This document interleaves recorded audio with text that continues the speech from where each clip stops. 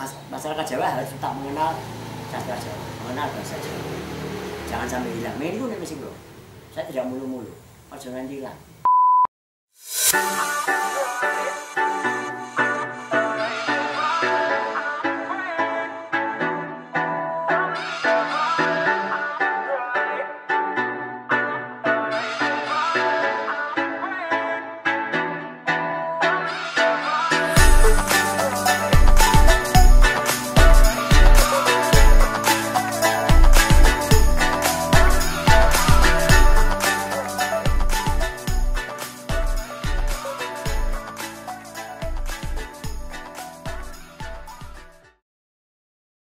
Sejak dulu saya sudah, belum tahu ditukan Pak Bali Binatang. Gitu. Belum udah Dr. Mekarsari, Dr. Majalah Basa Jawa. Pak Bali buka kok aku kok nulis bahasa Jawa ora bener. Gitu. Aku lah Prof. Kula ora gadah kesulitan. Menawi basa Jawi naskah kula serat dengan ejaan yang baik. Nah, sapunika iya, bok menawa biyen jeneng M lho biyen. Bok menawa manawi ngomong kata-kata sing tulisan kali unine beda. Kula kesel lho. Latihan itu Pak ning benake basane mon sak gawe dhewe. Jadi saya memang sengaja menabrak konvensi penulisan naskah yang baik dan benar. Persoalannya terletak karena lapangannya. Kesulitan bahasa Jawa itu adalah mengajarkan itu adalah banyak kata yang tidak sama antara tulisan dan bunyinya. Ya. Yang kedua kemudian kan penggunaan bahasa kromo inggil itu diminimalisir. Melihat potensi lapangan. Ya, kalau memang potensi lapangannya itu tidak mampu misalnya ini, begini nganggo ratu le omong nganggo basa Jawa kromo inggil cara kraton iki cah ora mampu. Goleke cerita sing dibawa raja kadipaten. Lebih egaliter lah. Ya, tapi kayak mampu ya juga cerita kraton. Jadi dari sisi naskah penulisannya jelas. Sehingga saya kemudian tidak banyak kesulitan menjelaskan. Mbok menawa ya saya mbok menawa. Saiki ya sak iki. Ngoten. Menika ya menika. Menika. Sak tenane ya sak tenane, dadi sak tenane. Oh, ini macam bertabrak kabeh. Pak Bali oh ngaten ta Mas Benci Pak Bali. Kula kula medal niku mangke dangon. Dan bocah berat to ngapalke lho. Wis karo basa Jawa ora tatek ora isih kudu ngapalke tulisane karo ngene. Aku mboten ora. Kedua kemudian pulau mesti banyak menggunakan bahasa-bahasa yang komunikatif. Komunikatif. Boten kaya bahasane MC Tenganten. Ketika saya menggunakan bahasa-bahasa seperti yang digunakan oleh MC, ya, bocah-bocah kesulitan. Karena ini anak-anak muda. Daki-daki. Ya bahasanya sederhana. Penjenengan kula sampean aku kowe. Dika paling dika saged gitu. Tapi dua ini gunanya anggo bahasa MC no bahasa wayang itu kan sangat sulit. Jadi hampir semua naskah saya bahasa sederhana. Kecuali dagelan nggih. Dagelan kula rada luwes. Dagelan rada luwes.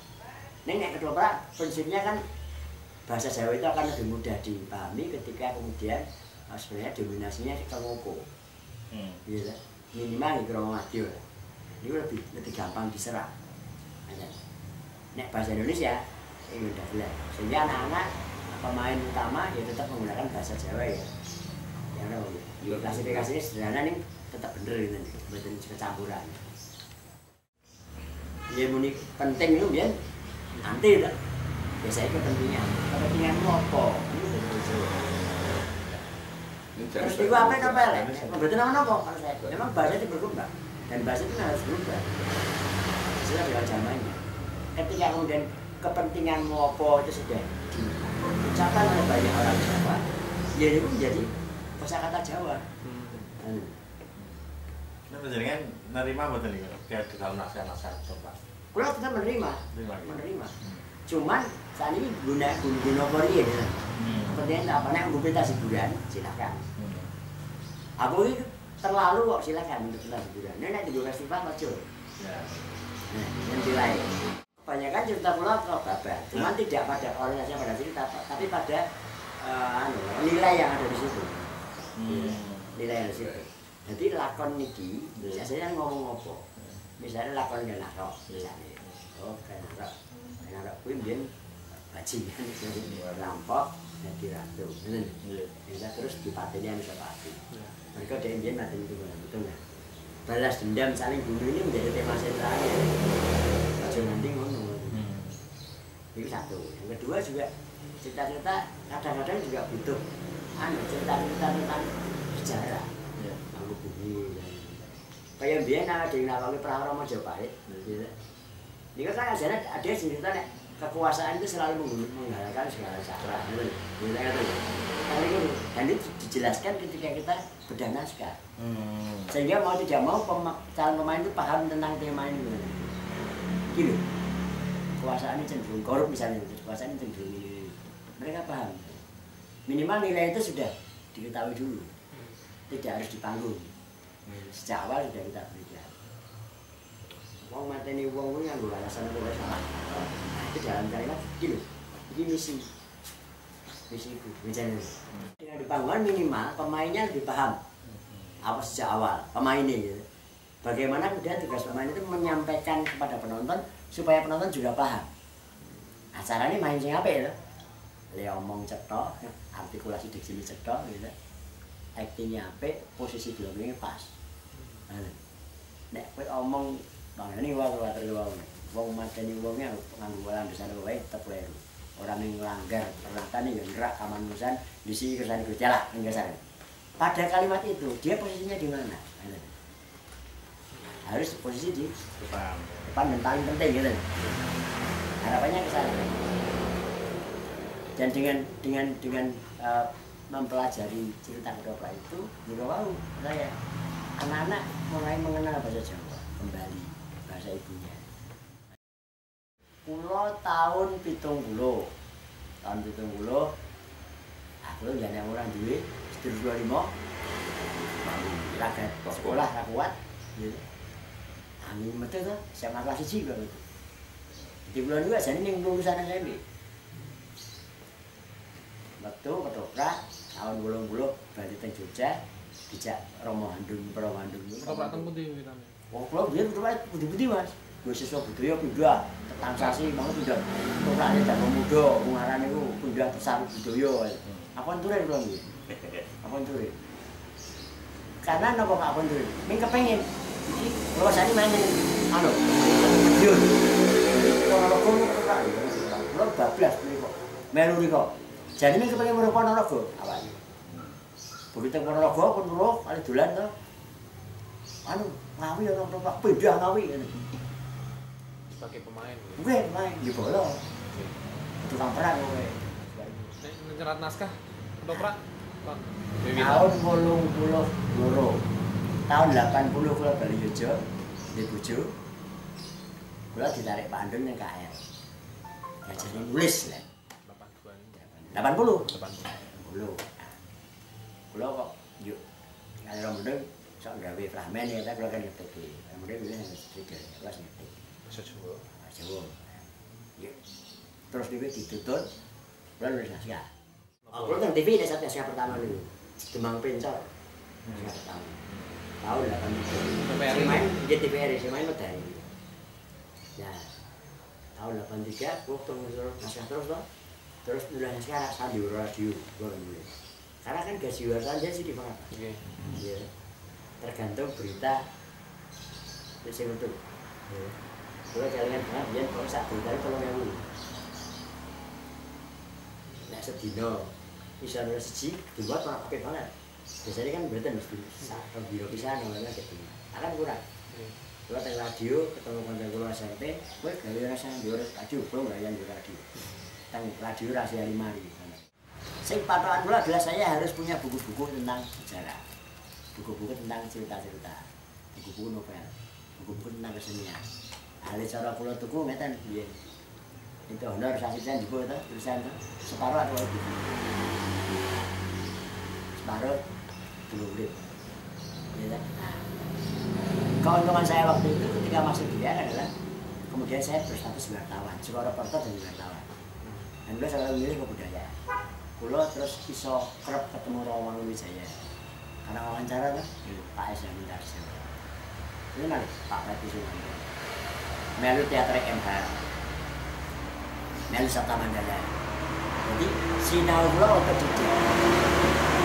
Langsung belajar pada orang itu. Dolan duka, mangan duka, karo wis diskusi. Oh saya ini Soeharto ya orang mangun gitu ya. Oh Soeharto saya ini ya orang mangun. Gitu. Nek Pak Sindih itu kan Bapak Tanah Jawi. Iya. Pak Badi lebih ke teater, gitu ya. Terus di pengertian sekolah MH jelas dia teater dinasti partai lapangan. Terus tempat Dewan Bagong Sudiarjo belajar tentang kreativitas. Sekarang Pak Bagong itu seniman yang paling kreatif menurut saya itu. Bisa ngolah barangnya dari HP, piye carane gawe pertunjukan, piye carane gawe dinamika, piye carane perang manajemen itu Pak Bagong.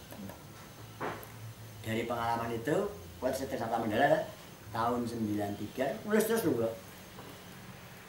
Tahun 93, Sabta Mandala bubar, belum menulis terus. Ah, 83 sampai 93 itu, naskah kula paling angkat di TV karena TV waktu itu harus menggunakan naskah, tidak boleh improvisasi. Jadi kemudian menghasilkan pakai naskah. Kebetulan waktu itu sing bisa nulis naskah kula Ramondo Pak Singgi. Biyen antara seni pertunjukan dan sastra Jawa itu terpisah. Seolah kaya mlaku dhewe-dhewe. Ya. Tapi kemudian ketika muncul penerbitan, muncul novel, itu ada jembatan untuk saling berhubungan. Ya. Ya cuman memang belum ada kesatuan strategi antara sastra sebagai tulis dan dunia pertunjukan itu menjadi satu gabungan yang tersendiri. Belum konsep secara utuh, gitu. Misalnya biar kan musikalisasi puisi, kegulitan, itu baru sebatas itu. Tapi belum ada misi secara bagaimana kemudian mempopulerkan bahasa Jawa, memberikan pelajaran bahasa Jawa kepada anak-anak lewat pertunjukan. Masyarakat Jawa harus tetap mengenal sastra Jawa, mengenal bahasa Jawa. Jangan sampai hilang. Ini pun misi bro. Saya tidak mulu-mulu. Jangan hilang. Salah satunya lewat doprak. Lewat doprak. Ini pun mau batin mulu-mulu. Angger cana mesti ngerti bahasa Jawa. Mbuh niku ngoko karo basa Madya, cukup bagi saya. Nek arep belajar bahasa Promenjin, wis sekolah ning UNJ, ning guru bahasa Jawa. Ada ruang sendiri. Bener apa luput ilmu ngomong tugas akademis. Ning kowe iso ngomong bahasa Jawa. Sederhana nek kula mulu. Canom, nggih canom gelem malih golekne bahasa Jawa. Bagi saya itu sudah bagus. Standarnya sudah gede. Oke, didoke. Grade kita terhadap harapan kita terhadap pelajaran bahasa Jawa didoke. Betul iso nek cara siswa pun mengeluh gitu. Oh, saya kira saya bahasa Jawa. Ayo kok bertindak. Nerjun lapangan. Ini aslinya tidak hanya mengeluh.